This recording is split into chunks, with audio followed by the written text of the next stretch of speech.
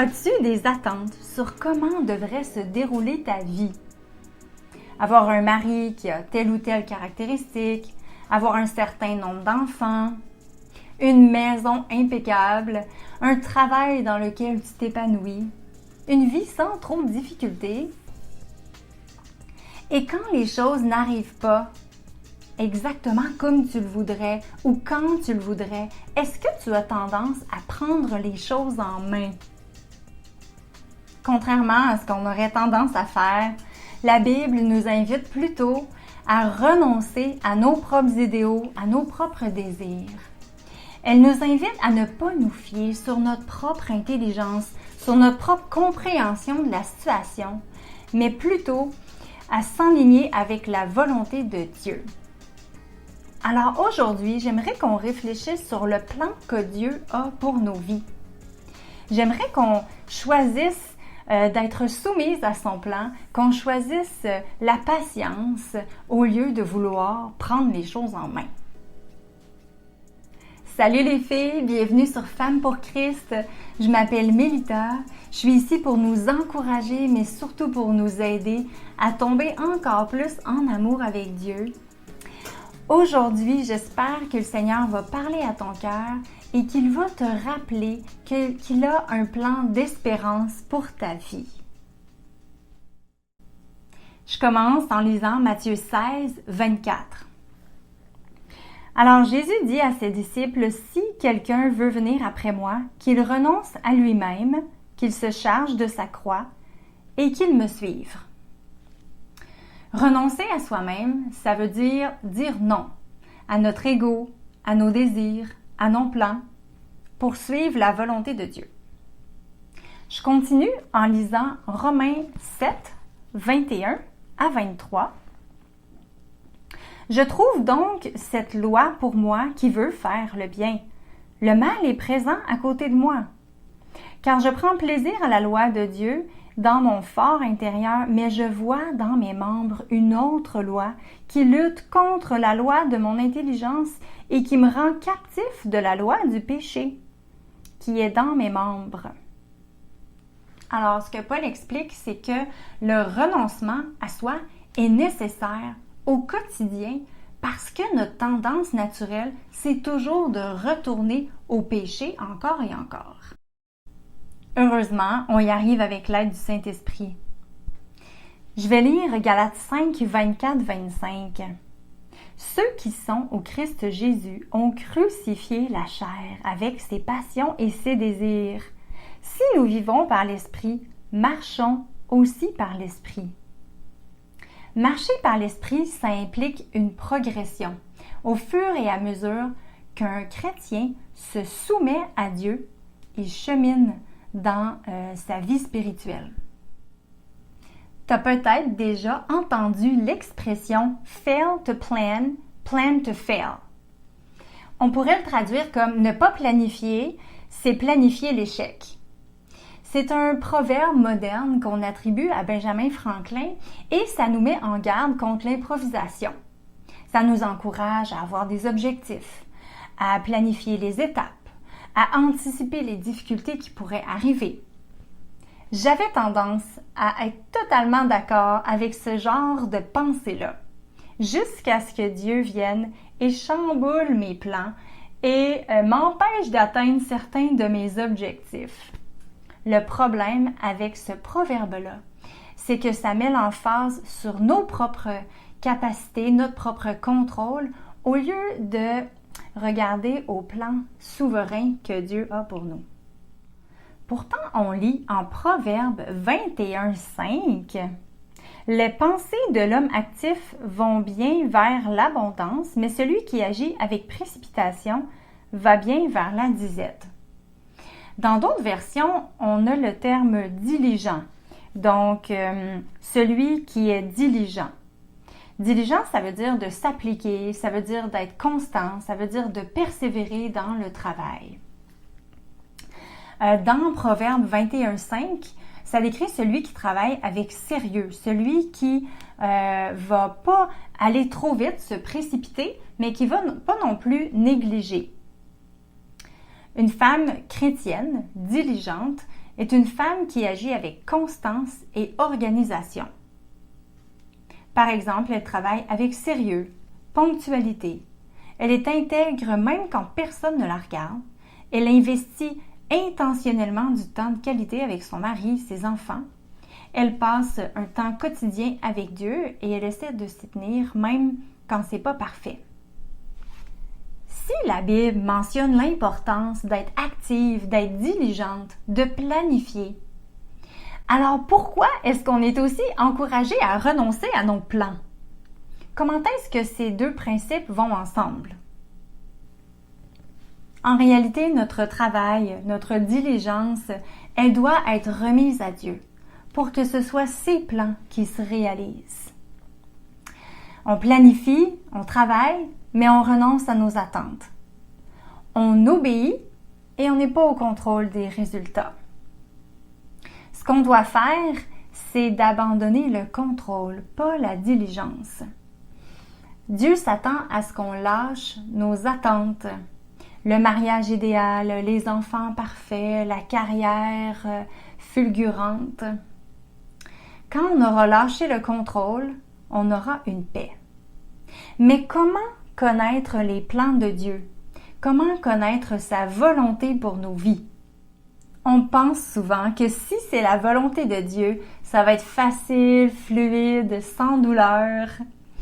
Mais en réalité, son plan comprend souvent des périodes où on a des luttes, où on a des difficultés, où on a des souffrances.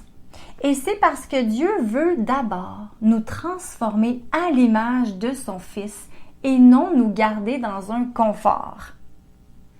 Son plan se déroule même dans les périodes ordinaires de nos vies, quand on travaille fidèlement, quand on sert à la maison auprès de nos enfants, quand on est dans une période de célibat prolongé, quand on est dans une période difficile et fatigante de la maternité. Ce que tu fais dans le quotidien, ça compte, ça fait partie du plan que Dieu a prévu. Je ne sais pas si tu connais George Muller. C'était un prédicateur anglophone qui a vécu dans les années 1800 en Angleterre. Et dans le livre L'audace de la foi, on a accès à son journal intime. Quand Muller s'est converti, il a décidé de vivre uniquement par la foi, sans salaire fixe, sans recevoir de dons, sans emprunter. Il se disait que Dieu allait pourvoir selon sa parole et sa promesse, sans intervention humaine. Et c'est incroyable parce que Dieu a tellement bien pris soin de lui. Il a reçu assez d'argent pour pouvoir ouvrir des orphelinats et aider des milliers d'enfants. Et souvent, Dieu répondait juste à temps à son besoin. Par exemple, un matin, 300 enfants sont à table sans rien à manger. Muller remercie Dieu pour le repas. Tout à coup, on frappe à la porte et un boulanger apporte du pain frais. Il dit « J'ai eu l'impression que Dieu voulait que je vous donne ça. » Et puis, un laitier a suivi. Son chariot était tombé en panne en face de l'orphelinat. Il dit « C'est pour vous. » C'est vraiment inspirant. Et ça nous donne, nous aussi, envie de nous confier en Dieu pour notre vie. George Muller, après 60 ans de vie chrétienne, disait que si on veut discerner la volonté de Dieu, on doit d'abord se demander si on a secrètement un agenda à ce sujet-là. Il disait que les 9/10 des difficultés qu'on rencontre vont s'en aller une fois qu'on aura décidé de faire la volonté de Dieu, quelle qu'elle soit. Puis, il faut supplier Dieu, par la prière, de nous révéler sa volonté. Il disait qu'il vaut mieux attendre des mois ou des années avant de prendre une décision que de prendre la décision sans avoir vraiment été convaincu que c'était la volonté de Dieu.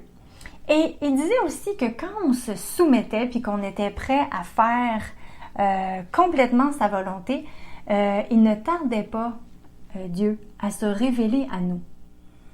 ça peut être épeurant de soumettre nos plans à la volonté de Dieu parce que, peut-être que Dieu va avoir un plan différent de nous. Mais rappelons-nous que, premièrement, Dieu est souverain. Il fait toutes bonnes choses en son temps. Et contrairement à nous, il a des ressources insoupçonnées. Il peut utiliser des personnes ou des situations pour faire des choses de manière imprévue dans nos vies. Deuxièmement, il faut laisser le temps à la patience de faire son travail pour qu'on soit parfait, accompli et qu'il ne nous manque de rien. Ce que ça veut dire, c'est que la patience dans les épreuves produit une maturité spirituelle complète. Des fois, on est dans notre vie et on se dit « Il me semble que je suis pas où je voudrais être ». Mais on ne peut pas juger du plan de Dieu juste par une situation ou une épreuve qu'on vit. Souvent, quand on regarde en arrière, on réalise que ce qu'on a vécu, c'était pour une raison. On regarde en arrière et on se dit « Ah, je comprends, j'aurais pas pu être là si j'avais pas vécu ça. » Dieu tisse un grand dessein. Si on ne se soumet pas à ce que Dieu veut faire présentement dans nos vies, on risque de passer à côté du travail spirituel qu'il veut faire en nous et qui est nécessaire pour passer à la prochaine étape. Alors, quand tu es diligente, mais que ta vie ne ressemble pas à ce que tu voudrais, c'est peut-être que Dieu est en train de tracer un chemin que lui seul connaît et qui va t'amener au-delà de tes espoirs. Troisièmement, l'importance de la prière. Dieu nous demande de lui faire connaître nos besoins par des prières et des supplications. Bon, est-ce que ça va lui faire changer d'avis, lui faire enligner son plan sur le mien? Non. Ce que ça va faire par contre, c'est que ça va enligner mon cœur sur sa volonté. Je vais finir par dire que ta volonté soit faite. Au fil des années, j'ai renoncé à moi-même, abandonné mes plans entre les mains de Dieu et j'ai vu comment les plans de Dieu sont tellement meilleurs que les miens. Je vais vous partager quelque chose que j'ai vécu il y a plusieurs années et j'avais envie que ça soit encourageant, surtout pour les jeunes femmes, les femmes célibataires. Alors moi, je me suis convertie à l'âge de 28 ans. À cet âge-là, habituellement, on a hâte de rencontrer quelqu'un avec qui on va faire notre vie. Mais moi, à 28 ans, j'étais célibataire. Je commençais une nouvelle vie avec Dieu. Je recommençais à zéro. J'avais vraiment le désir de rencontrer quelqu'un, mais je me disais peut-être que ça arrivera jamais que je serai célibataire pour le reste de ma vie. J'ai pas cherché à rencontrer personne. J'aurais pu le faire, j'aurais pu sortir, appeler des amis, faire des efforts particuliers, mais je l'ai pas fait. Et Dieu a en fait mis des conditions dans ma vie qui ont fait en sorte que j'ai été particulièrement isolée pour un temps, pour presque 2 ans après avoir été convertie. C'était une période qui était nécessaire parce que je devais passer tout mon temps avec Dieu et Dieu devait devenir tout pour moi. Je me disais que, j'aimerais bien être en couple et je m'étais donné un seul critère. Mon seul critère, c'était un homme amoureux de Dieu. En fait, vraiment, ça me dérangeait pas son apparence, sa nationalité, sa situation de vie. Tout ce que je voulais, c'est qu'il soit amoureux de Dieu. Un soir, j'étais vraiment découragée. Je me suis dit peut-être que je rencontrerai jamais personne. Et là, je me suis mis à genoux, j'ai prié. Je me souviens, j'étais en sanglots. J'ai demandé à Dieu de me donner un mari. Et 2 semaines plus tard, Dieu a répondu. Mon oncle m'a invité à aller visiter son église. Quand je suis arrivée là, j'ai vu une fille que je connaissais à peine, mais elle a pris la peine de me présenter à son beau-frère. Et quelques jours plus tard, il m'invitait à aller prendre une marche avec lui. Et aujourd'hui, ça fait 10 ans qu'on est mariés. Quand je regarde comment il est dans le quotidien, ses qualités, ses défauts, sa personnalité, je me rends compte au fur et à mesure qu'on apprend à se connaître dans les années que c'était exactement l'homme dont j'avais besoin. J'aurais pas pu penser à ces caractéristiques-là. Je savais pas que c'est de ça que j'avais besoin. Alors quand j'avais demandé un homme amoureux de Dieu, c'était vraiment ce qu'il y avait de plus important. Alors gloire à Dieu qui nous donne au-delà de ce qu'on peut imaginer. Alors, je te pose ces questions de réflexion. Est-ce que tu tiens fermement à certaines choses? Un mari, une carrière, etc. Et si Dieu te montrait que tu ne devais plus poursuivre cet objectif que tu t'es donné, est-ce que tu refuserais de lâcher prise? Est-ce que tu continuerais de lui résister? Parce que résister à Dieu, ça demande beaucoup d'énergie. Soyons toujours prêts à lâcher prise, à lâcher nos plans quand Dieu nous le montre, en sachant qu'il y a de meilleurs plans pour nous. J'aime beaucoup comment Priscilla Shirer, une conférencière chrétienne, le dit. Elle dit « Abandonne-toi pour en avoir plus ». Parce que quand on lâche prise et qu'on ouvre nos mains, Dieu est assez bon pour les remplir. Cette semaine, dans le quotidien, je nous invite à avoir une attitude de renoncement à soi. Quelque chose comme « Seigneur, aide-moi à être attentive à ton esprit ». Est-ce que tu me demandes de lâcher prise sur quelque chose dans les 24 prochaines heures? Aide-moi à ne pas m'accrocher à mon horaire au point de manquer l'opportunité de participer à tes plans divins.